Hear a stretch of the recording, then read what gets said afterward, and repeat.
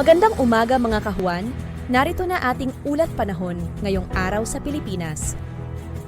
Sa kasalukuyan po ay wala tayong binabantayan na LPA o bagyo sa loob at labas ng ating Philippine Area of Responsibility, samantalang yung easterlies po o yung mainit na hangin na nanggagaling sa karagatang Pasipiko ang umiiral at nakakaapekto sa buong bansa. Kung makikita po natin dito sa ating latest sa satellite images, meron po tayo namamataan na kumpul na kaulapan dito po sa may silangang bahagi ng Visayas at Mindanao. Dulot po yan ng epekto ng easterlies at dahil po dyan sa mga kaulapan na yan, ay asahan po natin ang maulan na panahon sa may bahagi po ng Eastern Visayas,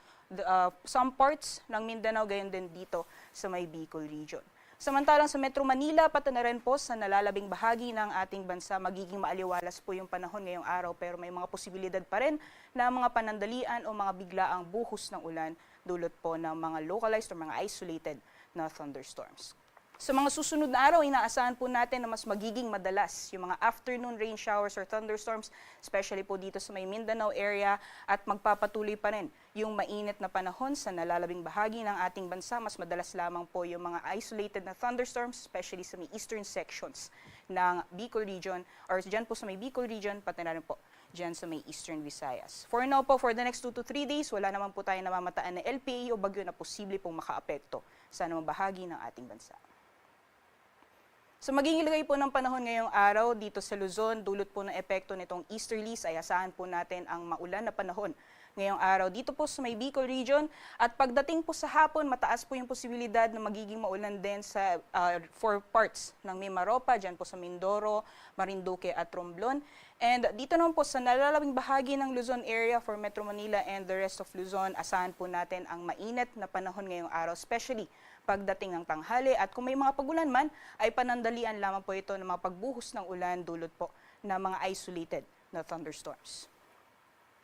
Temperature forecast naman po para sa mga piling syudad ngayong araw dito sa Luzon. For Lawag po ang temperatura ay aabot ng 32 degrees Celsius maximum temperatures. 33 degrees Celsius maximum temperatures naman para sa Metro Manila, pati na rin po sa Tugigaraw. Sa Baguio, agwat ng temperatura ay maglalaro mula 17 hanggang 26 degrees Celsius, 21 to 30 degrees Celsius para sa Tagaytay, at sa Legazpi naman maximum temperature sa abot ng 31 degrees Celsius.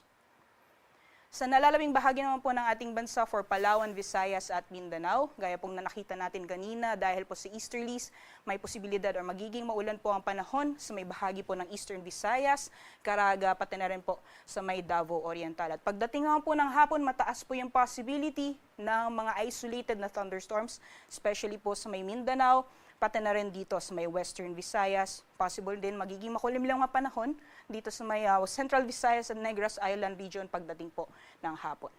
For Palawan area naman po, magiging maaliwalas ang panahon ngayong araw pero may mga posibilidad pa rin ng mga panandalian o mga biglaang thunderstorms o pagbuhos ng ulan pagdating sa hapon o sa gabi.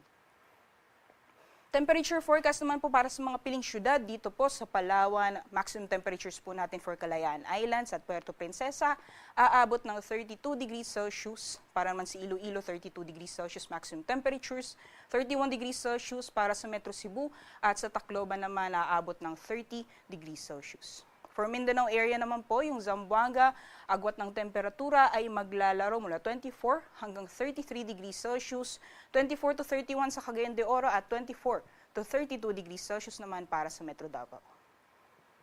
Sa ngayon po, wala naman tayo nakataas na gale warning sa anumang dagat baybayin ng ating bansa, kaya malaya pong mga kapalao at ang mga kababayan natin na may mga malit na sakyang pandagat.